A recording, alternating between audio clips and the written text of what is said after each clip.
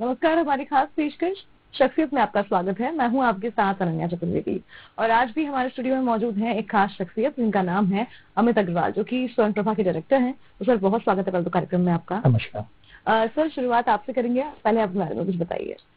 मेरा शोरूम है new market में स्वर्ण प्रभा ज्वेलर्स के नाम से, गोल्ड और डायमंड का शोरूम है। और हम लोग, मैं पिछले 15 साल से, मतलब मैंने ही शोरूम किया, हमारे सामने ओपन हुआ था, मैंने ही ओपन करा था। और इससे पहले हम लोग की ज्वेलरी फील्ड में, पिताजी लोग हम लोग ज्वेलरी फील्ड में थे, वो फाइनेंस की फील्ड में थे। और जो चौक, जो पहले भोपाल का हार्ट ऑफ द सिटी होता था, वहाँ पे उनका बिजनेस था फाइनेंस का। और 2005 में हमने ये आउटलेट खोला था जिसका नाम स्वर्ण प्रभा ज्वेलर्स रखा था।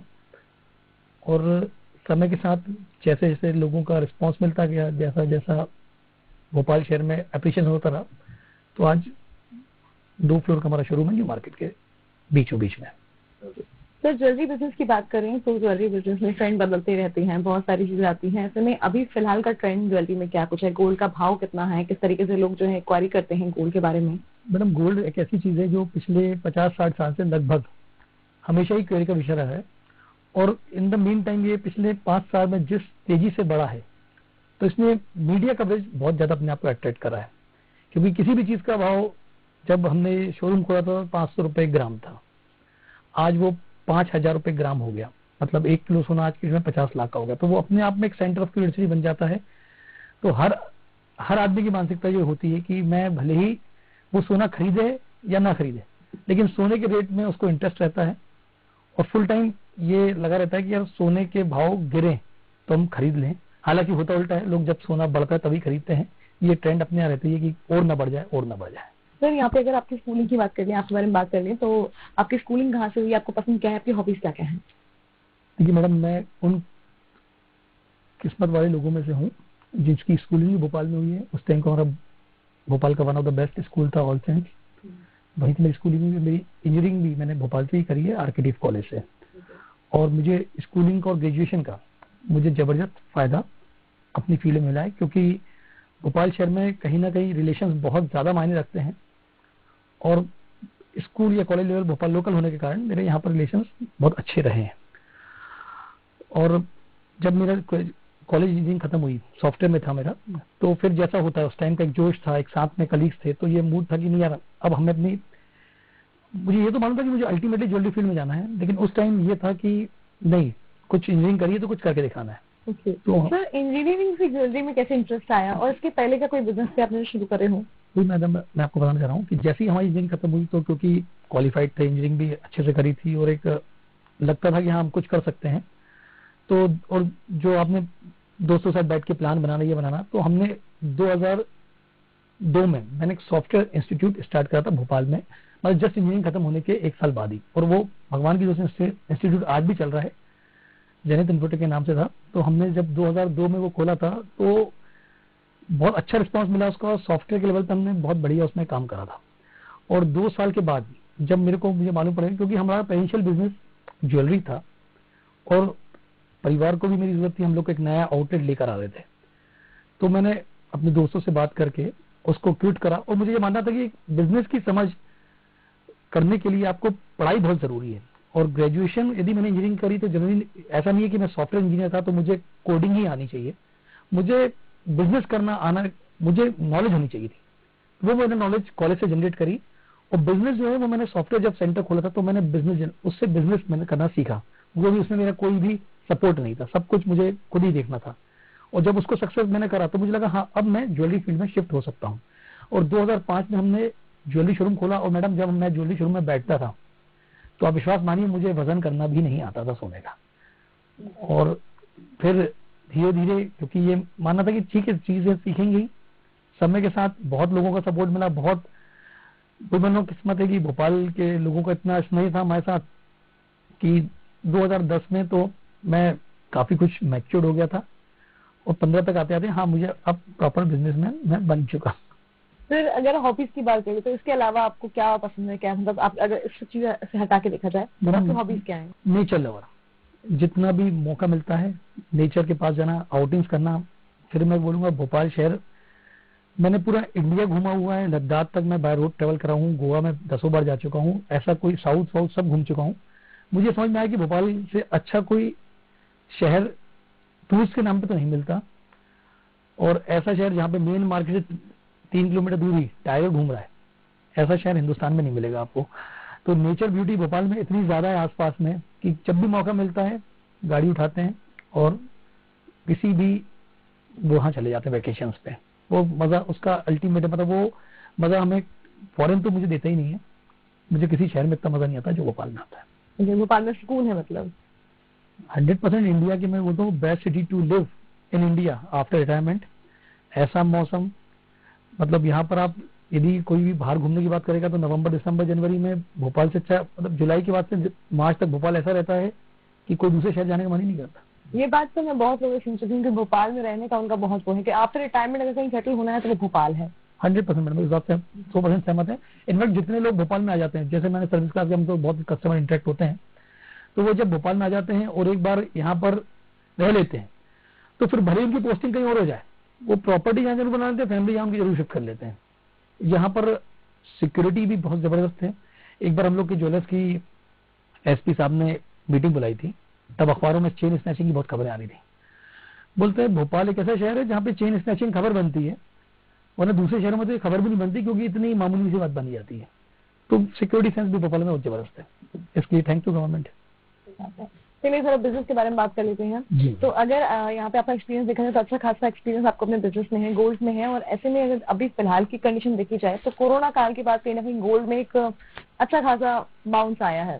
तो क्या कोरोना काल में कितनी दिक्कत हुई आपको बिजनेस करने में, साथ ही बिजनेस कोरोना काल के बाद बिजनेस किस तरीके से सुचारू रूप से चला आपका, उसके बारे में बताइए, एक्सपीरियंस कैसा रहा आपका? मैडम देखिए, 2 तरह का कोरोना आया था। एक पहला कोरोना जो था वो उसमें दहशत ज्यादा थी और उसका असर लोगों पे मानसिक ज्यादा था, मतलब फिजिकल कम था। इस बार लोगों पे फिजिकल असर ज्यादा रहा।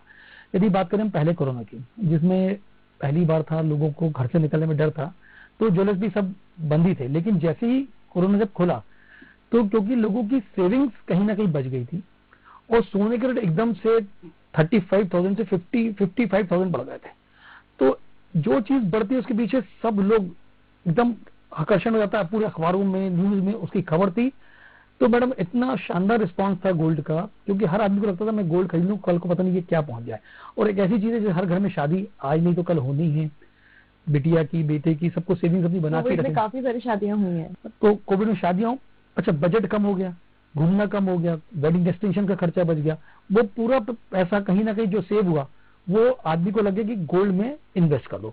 फिर मैडम जैसे ही दूसरी लहर आई और लोगों ने तब ऐसा भयानक मंजर देखा जिसमें हॉस्पिटल्स फुल, डेथ रेट हम सब ने देखे इतने जबरदस्त थे, तो बिल्स इतने सारे हॉस्पिटल के, तब लोगों ने जब सोना अपना जो घर का था, हर आदमी घर में कैश इतना नहीं रखता है, सोना रखा। सोना जब उन्होंने बेचा तो उनको इंस्टेंट जो पैसा मिला तो उनके समझ में आ गई सोने की वर्थ क्या है। उस वर्थ ने सोने के मार्केट को और ज्यादा बूस्ट करा है, क्योंकि लोगों को अभी लग गया कि सोना जो है वो वाकई में सबसे सच्चा दोस्त होता है जो दुख के समय साथ देता है। तो कोरोना के बाद से गोल्ड ज्वेलरी में बहुत बड़ा उठाव आया है। इसमें गवर्नमेंट की जो पॉलिसी हॉलमार्क वाली, उसने भी गोल्ड को बहुत जबरदस्त बूस्ट करा है। पहले लोगों को भरोसे पे ज्वेलर सोना बेचता था और वो भरोसे का पैरामीटर नहीं था, उसकी प्योरिटी का कोई पैरामीटर नहीं था। ये हॉलमार्क की ज्वेलरी आने से कम एक पैरामीटर बैठ गया। आज हम डंके की चोट पे बोलते हैं हाँ भैया जो भी सामान ले रहा हूँ ये प्योरिटी है, तो उसको भी चेक करके कस्टमर दिख लेता है हाँ मैं प्योर सामान ले रहा हूँ, मुझे इसमें गवर्नमेंट सर्टिफाइड है, मुझे इसमें कोई लोड नहीं है, और मेकिंग चार्जेस जो है वो बहुत मिनिमम हो गए हैं, वही उसका नुकसान हो जाता है, तो वो बहुत कम से कम चलती है। तो इसलिए आज के दिन में गोल्ड सबसे सुंदर और बढ़िया इन्वेस्टमेंट बन चुका है लोगों का। सर यहाँ पे एक चीज देखी जाए तो कुछ समय पहले मैंने इस पे काम किया था एक खबर पे, उसमें सिटी साइड और यहाँ न्यू भोपाल साइड जो है गोल्ड के रेट में मेकिंग चार्जेस में थोड़ा डिफरेंस है कि वहाँ पर जो है लोगों को सोना थोड़ा सस्ता मिलता है, यहाँ न्यू मार्केट साइड जो है थोड़ा सा मतलब कॉस्टली रहता है। तो इसमें डिफरेंस क्या है दोनों चीजों में, कहाँ मतलब महंगाई आ जाती है? मैडम हमने बहुत सारे शहरों का सर्वे करा हुआ है, तो हम ये चीज हमने लगाई है कि भोपाल में जो रेट्स न्यू मार्केट में मिल रहे हैं सोने के सबसे सस्ते ऑल ओवर इंडिया में। इतना कट थ्रोट कॉम्पिटिशन है, ये कस्टमर की बहुत अच्छी चीज है। तो रेट्स बहुत कम है क्योंकि मेकिंग चार्जेस भोपाल में बहुत कम है। जो अन्य जगह पे 16, 18, 20% लगती है, भोपाल में 0% से लेकर 6-7% तक लगती है। और सिटी से रेट इसलिए आपको न्यू मार्केट महंगा लगेगा क्योंकि न्यू मार्केट में प्योरिटी के स्टैंडर्ड्स है। ये मुझे नहीं मालूम कि सिटी में क्या है क्या नहीं, लेकिन यदि सोना ऐसी चीज है, कोई आपको 1000 का नोट 999 में तो देगा नहीं। तो यदि कहीं सस्ता मिल रहा है तो वो एडजस्टमेंट प्योरिटी में होगा।